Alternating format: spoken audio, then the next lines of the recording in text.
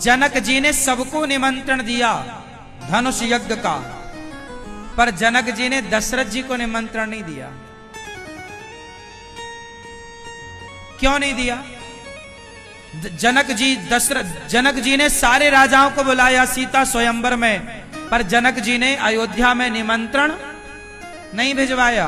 अब क्यों? इसके पीछे भी एक कथा है। क्या कथा है?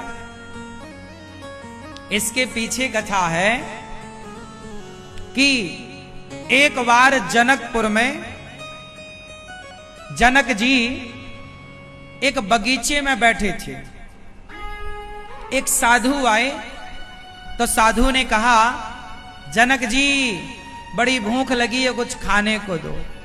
उस समय जनक जी नृत्य सुन रहे थे। वहां कोई नाच गाना चल रहा होगा, संगीत का प्रोग्राम रहा होगा, तो संत की आवाज जनक जी के कान तक नहीं आई।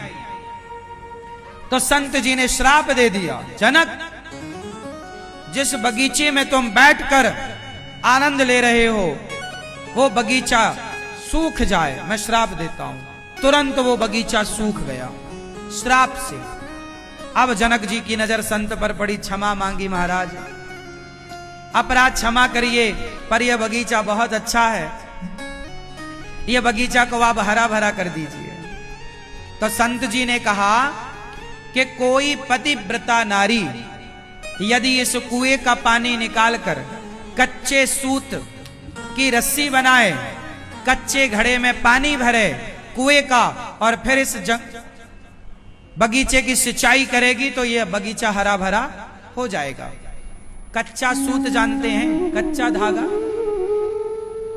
कच्चे सूत की रस्सी बनाओ, कच्चा घड़ा मतलब कुम्हार जैसे मिट्टी का घड़ा बनाता ना, चाक से निकालता, वैसे ही कच्चा घड़ा जो पका ना हो। अब कच्चा माटी का घड़ा तो माटी जैसे ही पानी में जाएगा वो टूट जाएगा, फूट जाएगा। अब लो,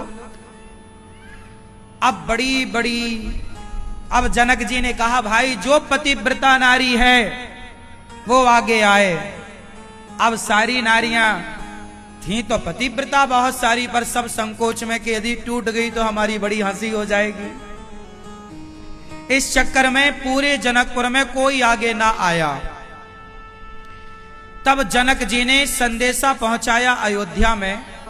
सबको पता था कौशल्या माता बड़ी पतिव्रता नारी हैं।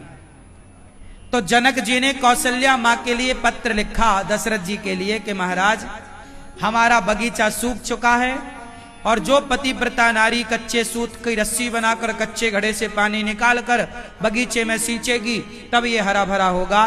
तो आप अपनी पत्नी के साथ पधारो और हमारे इस कार्य को पूरा कराओ। अब दशरथ जी को सूचना मिली तो दशरथ जी कौशल्या मैया से बोलते हैं, तैयार हो जाओ, जनकपुर चलना है। कौशल्या मैया बोली ठीक है।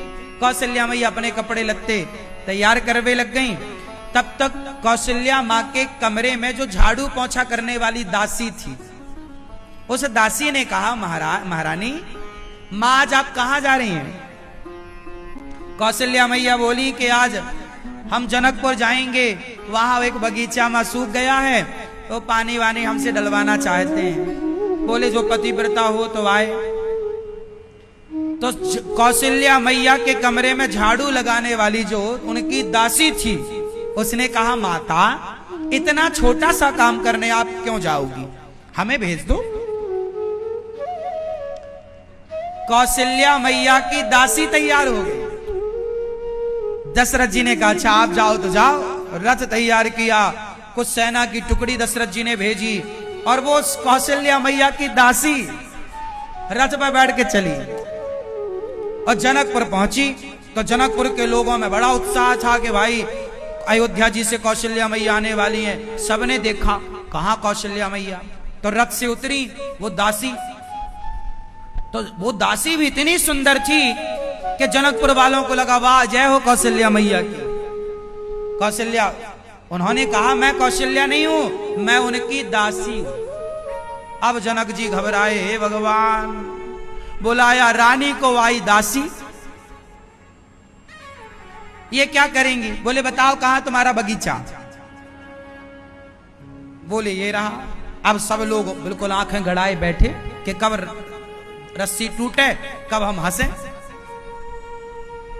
पर वो दासी तो कच्चे सूत की रस्सी बनाई, कच्चा घड़ा डाला कुएं में पानी।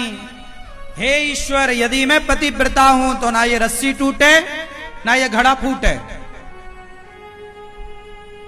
अब तो लो भैया पानी निकाला, ओ काहे को रस्सी टूटे? लोगों को लगा अब टूटी, काहे टूटे? वो निकाला और पानी का सिंचन किया, पूरा बगीचा हरा भरा हो गया। जनक जी डर गए। जनक जी ने सीता स्वयंवर में दशरथ जी को निमंत्रण इसलिए नहीं दिया कि बुलाया था पिछली बार रानी को, आई दासी, इस बार कहीं सीता स्वयंवर में कोई नौकर ना आ जाए दशरथ जी का, तो हमारी बेटी कोई और आके कहीं उनका चेला दास वास ना आके धनुष तोड़ दे। डर गए जनक जी, बोले नहीं, वहां तो दासी इतनी कमाल की है, तो वहां का कोई दास वास आके तोड़ दिया धनुष तो सीता का ब्याह करना पड़ेगा दास से। इस डर के मारे जनक जी अयोध्या में निमंत्रण नहीं दिए कि वहां बुलाओ किसी को, आता कोई है।